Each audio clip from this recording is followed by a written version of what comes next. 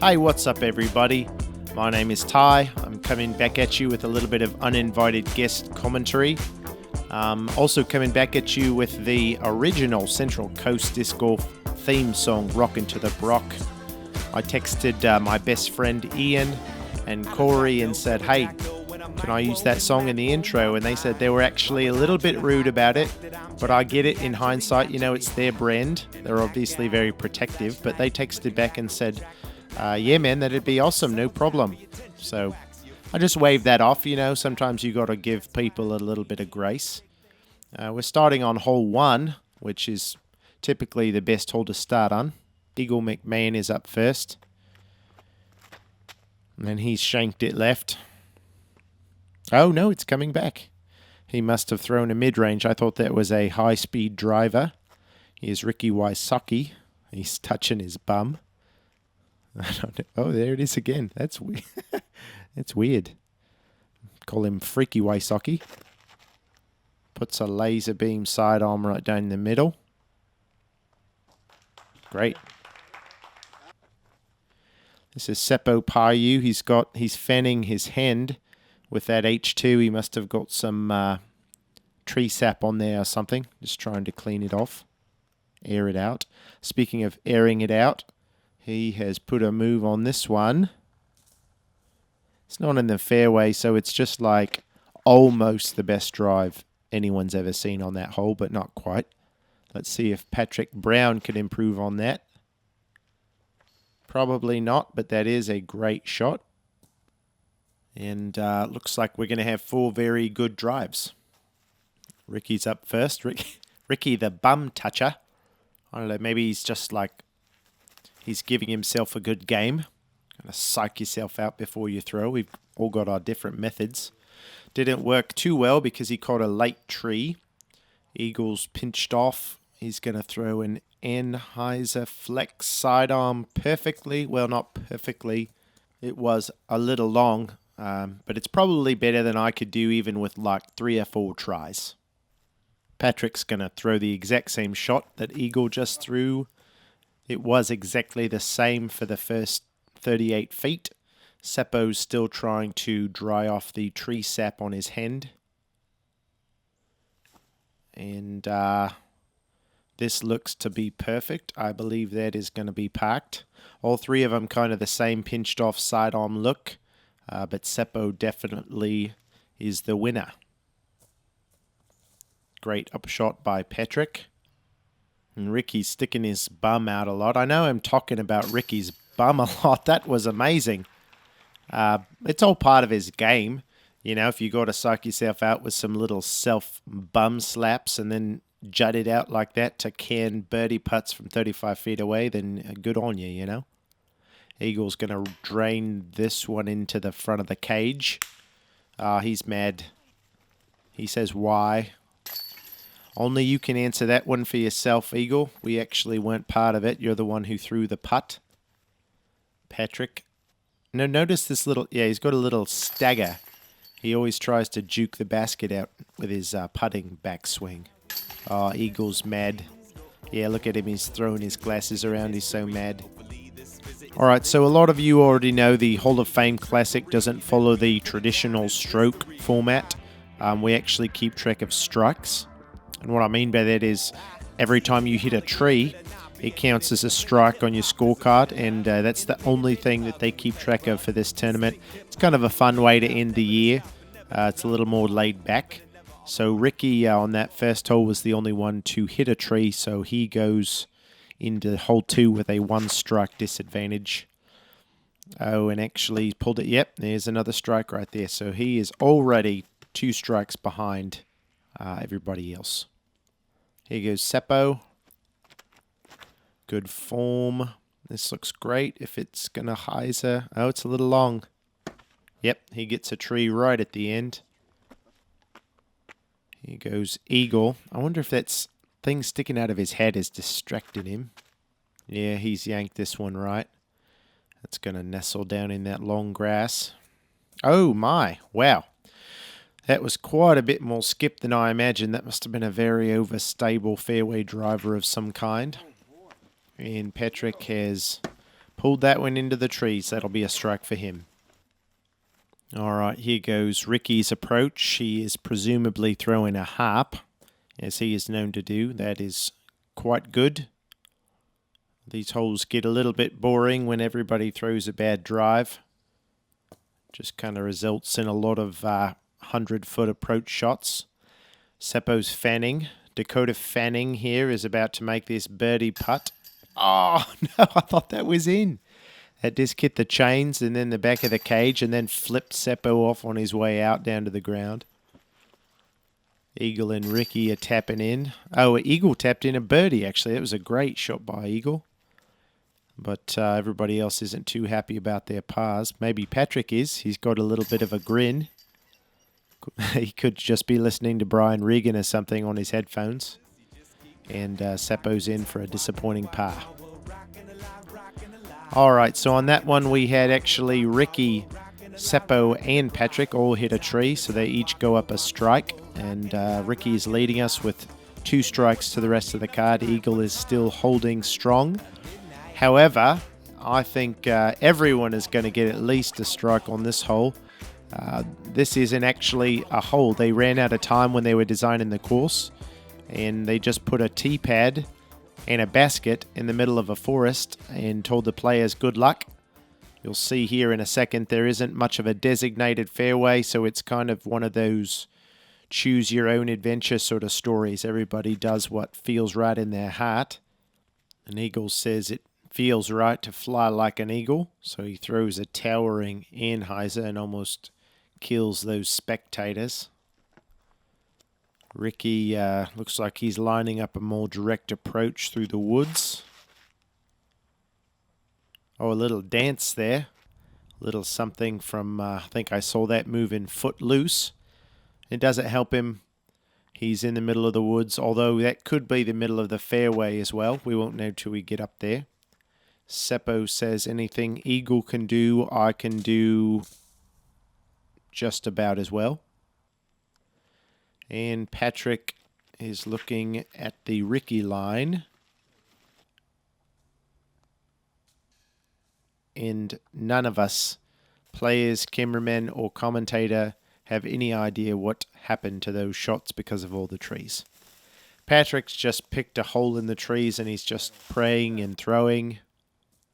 That was actually very good. He's still going to have a look for birdie, which is commendable from back there. Ricky's little shuffle through the trees. That looks really bad. Catches a tree. He's not going to be happy with that one. I think Seppo's going for some kind of an overhand. Oh, no, just an Anheuser. And you guys are not going to believe this, but I think Seppo has hit a tree. Eagle's got a putter out. Maybe he's going for a roller. No, just another Anheuser flex. That is a very stable putter to hold that line. That was a great shot. Again, a little bit long, but shouldn't be a problem for Eagle. Seppo's trying to give this one a bid, make up some lost ground. Whoa, pro backspin. I believe he just scared the poop out of a caterpillar. Ricky's giving this one a run. Oh, man. He is so close with those long jumpers. It's probably because he really gets his butt in it. Oh, the high tinker from Patrick. Oh, he's sad. Got a sad Patrick. Yeah, what is under Eagle's hat? I can't figure it out every time the sunlight's catching it right there. Oh, speaking of catching it right there. Good job, basket. Get Eagle. Look, he's feeling it. He's like, what is under my hat? Maybe. Oh, look at this. Little bit of psychological warfare from Ricky there.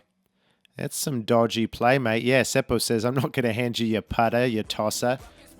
Oh, and Patrick giving the basket a good game.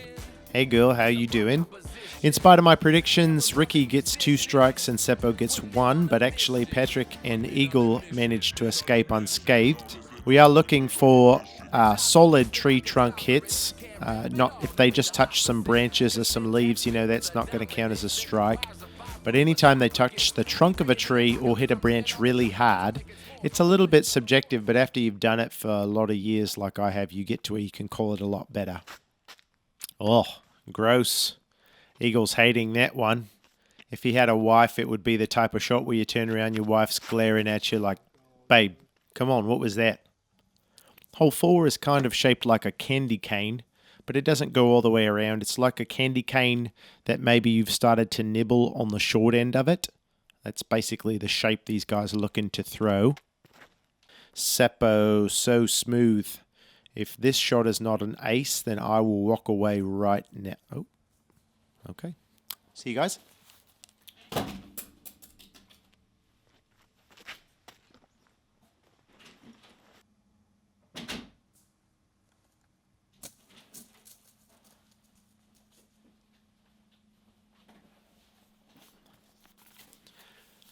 All right, I'm back. I didn't say how far I was going to walk away. What did I miss? Oh, man, a miraculous recovery shot from Eagle. He did a sidearm roller all the way around the candy cane. Ricky's butt's out, so I know this one's going in. Absolutely. Nice work. Seppo's going to try and get a birdie of his own. If we can get Ricky out of the way. Yep. Nice putt. Gets himself the 2. Actually missed. I was being true to my word walking away, so I'm not sure what happened to Patrick on this hole. You know, do you think what's under Eagle's hat is a little bit of cosplay? Like maybe he was dressing up as Corey Mural for Halloween or something? And he did it bit by bit. Maybe he left a bit of the wig in there and could have forgotten about it. Could have already been like glued on or something. Maybe he can't get it out. So Patrick got a 2 on that one. That was great, but it also looks like he didn't hit any trees. So just Ricky with a little tap and then Eagle with the smack. What is going on right now? What are we watching? Okay, it's a guy, he's cooking. Oh, he's got a disc on the Barbie. He's going to flip it.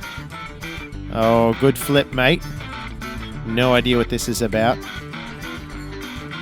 Oh, they're implying that we should eat the discs. Like we should cook our discs and eat them. It is actually a serious safety hazard. If you need a little bit more cancer in your life, I guess you could try eating some plastic discs. There wasn't even any safety disclaimers on that or anything. That was a terrible commercial. Maybe a Surgeon General's warning. Or if you can't get him, a Surgeon Corporal or something. Listen. I get it, all right? I get it. They were trying to say it was beefy. You know, it's a very overstable disc.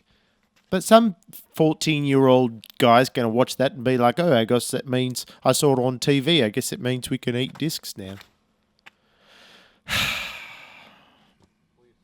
Sorry, I'm really frustrated by that commercial. I can't even pay attention to the disc golf. Keep thinking about it. It should have been something, you know, like an asterisk at the bottom of like the racing commercials or something where it says professional driver, you know, closed course, do not attempt. They could have had like something like that, maybe professional. Okay. Eagle's got a little bit of a hairbrush stuck in his hat. It always makes me feel better. Wow, that was an amazing shot. Little tree, 2 tree hits at the end there, but amazing all the same. It's too bad I was venting about that commercial because we just missed a handful of amazing shots. Sorry, guys, for not giving you credit where credit is due. There's an amazing approach by Ricky. So we've got a couple of very long birdie looks here. Got it. Ah, man, I called it. I thought that was in for sure. Seppo's got a pence ripping straddle set up here. And he got it. Oh, my. The same miss. Come on, guys. Patrick's going to put a little more oomph in this one once he saw both those guys miss short. No. No, why would you do that? Patrick just wants to fit in with the crowd. Ricky. Whoa. Weird. That was like one of those It like hit and bounced and just kind of dangled. Remind me of something on Ninja Warrior, you know, where the guy jumps down on the trampoline and then bounces into the big net, the big rope net thing, and just kind of hangs there for a while before he falls into the water and disappoints his family. There's probably about 7 of you who have watched Ninja Warrior. You know what I'm talking about. All right, Ricky's hit a lot of trees. He's at 6 strikes. Eagle and Seppo are tied at 3. But Patrick is actually holding strong through 5 holes. He has only had 1 strike against him, which is pretty amazing. Hole 6 is pretty amazing as well, in that it is a very narrow fairway with lots of trees on the left, lots of trees on the right, and quite a few in the middle as well. Here goes Ricky. Ricky's a very loud thrower. You know, it's with his footwork or something. It's like an explosion when he goes up there. Seppo, on the other hand, Mr. Smooth. Look at that. Smooth. If he was a diver, I'd give him a 9.7. I think he went in a little early and caught a tree there. Here goes Patrick with a little bobble. He does that. He jukes out the fairway the same way he jukes out the baskets. And Eagle is actually playing a different hole. I'm not sure if that's legal or not. But karma got him anyway. He hit a tree and fell down about 60 feet short. Now Patrick here has 2 putters. I'm not sure how I feel about that. I mean, how often does he snag one in his backswing and end up throwing them both, you know? It seems a little wonky to me. Ricky's got a dagger. Let's see if he can put this dagger right in the heart of the basket. Well, maybe more like the lower left kidney. Oh, Seppo's checking out a snake on the ground right next to him. He's going to do the same sidearm putter shot. Right to a very boring tap in. Let's see if Eagle... Wow, you could tear your ACL straddling out like that. Not much of a run. Oh. Why is it Ricky Wysocki has the best putt in the entire world, and yet every single time it leaves his hand, we all hold our breath? It's not rhetorical. Answer me in the comments. My theory is that he putts... It comes in nose down, right? So where everybody else's putt, like Patrick right there, hits flat, it wants to flip up, right? Because of inertia and the friction of the chains wants to pull the nose of the disc up, right? And then it falls down in the basket. Well, Ricky's comes in with a nose down angle. And so the friction of the chains and the inertia of the disc, it wants to pull it up, right? But it just pulls it up to flat. So then all of a sudden it's swinging in flat, and it's still got all that time to go swing back out with the chains. Who's still with me right now? I'm trying. It's so clear in my mind, right? Comes in. I wish you guys could see my hands. One hand is a chain, and one hand is Ricky Wysocki's putter. So it comes in like this. You know what? Hang on. Let's just pause this right here. Okay, so imagine you've got a disc golf basket, right? And this isn't exactly to scale, but you know what? Shut up. Your mom's not to scale. So the putter comes in. Most people's are flat. So by the time it hits the chains, it kind of lifts it up, right? And then it falls straight down into the basket and everybody's happy. Well, Ricky's putter comes in with a nose down angle. So by the time it hits the chains, it lifts it up. Sure, yeah, but it lifts it up to flat. So it's hitting the pole flat, right? Which just swings it back out. All hell breaks loose. It falls out of the basket, lands on the ground, and all you're left with is a sad Ricky. Now, where were we?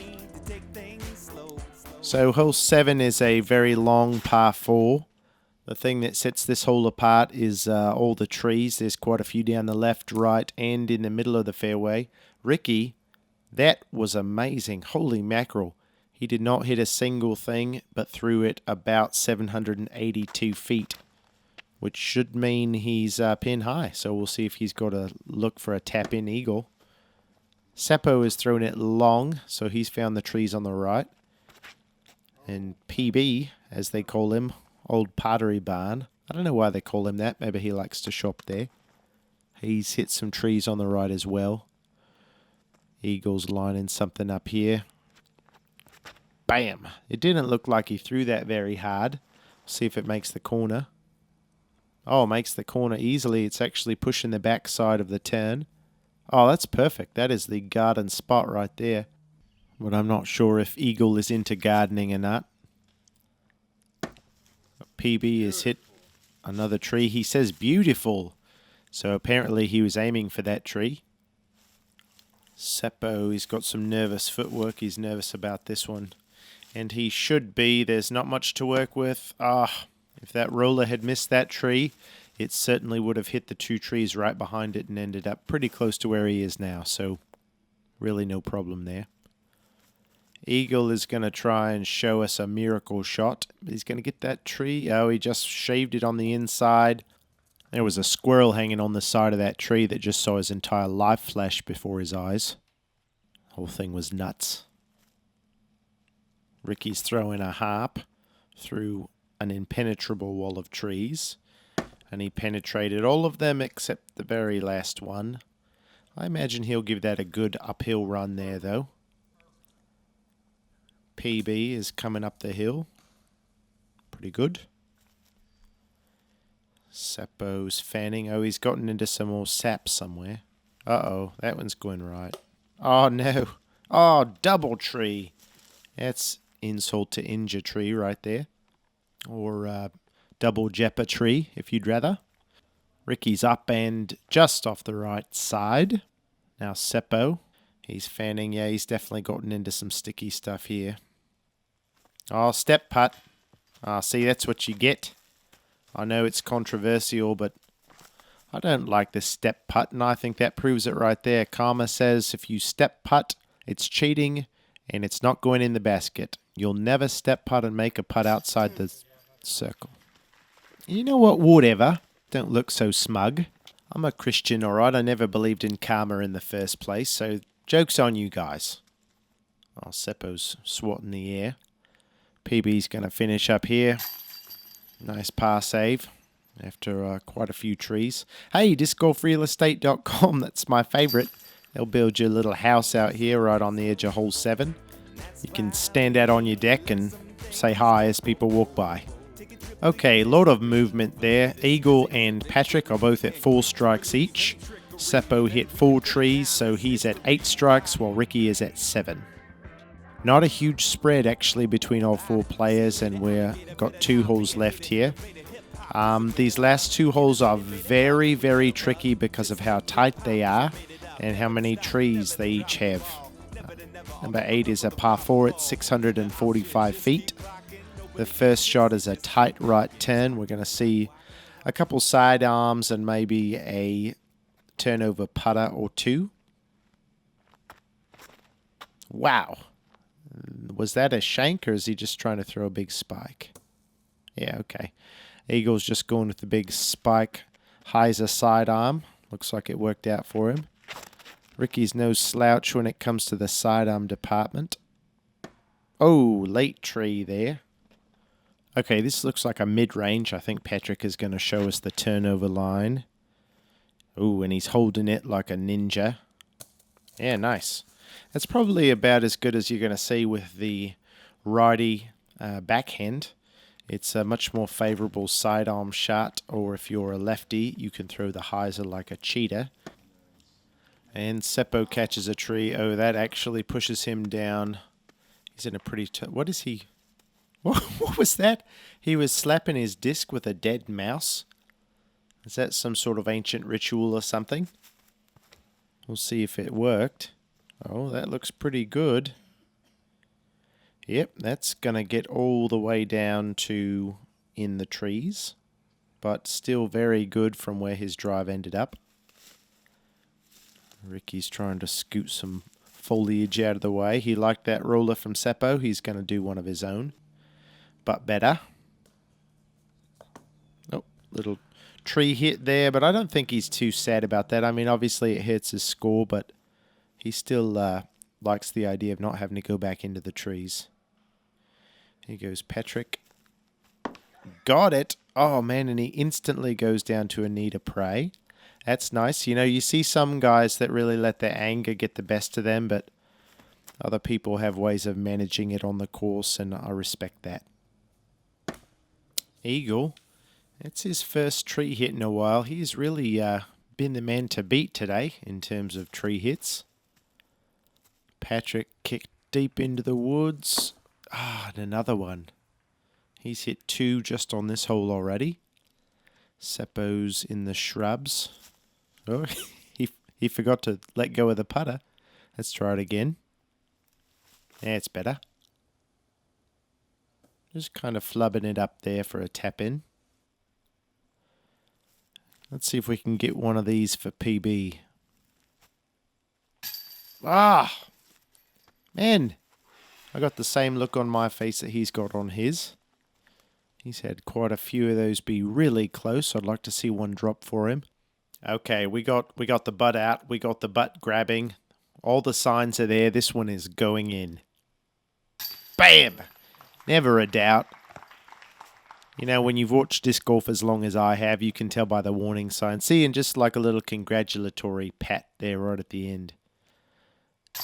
Eagle wants a piece of that birdie action.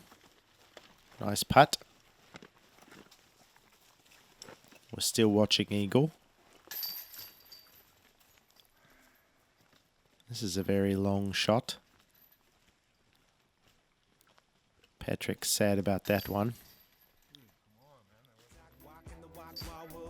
Oh, see, he's testing. He's trying to decide if it would have been better if he had putted into the center of the basket instead of high left. We'll see if maybe he tries that on the next hole. This is hole 9. It is a par 4 and it is 188 meters long. Don't know why I gave you the meters. Most of the time I give you the feet. I like to spice it up. It's hard to visualize meters for me. I think about it like almost 2 football fields, which is funny. That's kind of a mixing metaphor situation, isn't it? I'm using an American football game to try and visualize a European measurement. And speaking of measurements, that measures very short. Glad he hit that tree. I was really hoping for some sort of a segue there. Ricky with his huck face. This is still in the air. This is going a country mile. He got a tree. He's going to be frustrated about that, but he's not going to be sad about the drive. That was sublime. Seppo's staring this one down. I'm pretty amazed with how far Seppo throws. He looks to be a little guy, but man, his drives are anything but. Patrick, one more chance on this 9 to rip one out there. Is this overcooked a little? No, it's coming back great. Man, with the exception of Eagle's early release program, everybody has a great drive on this hole 9. So with that first tree, Eagle has tied Patrick. He's hoping to avoid one here. Ah, dang.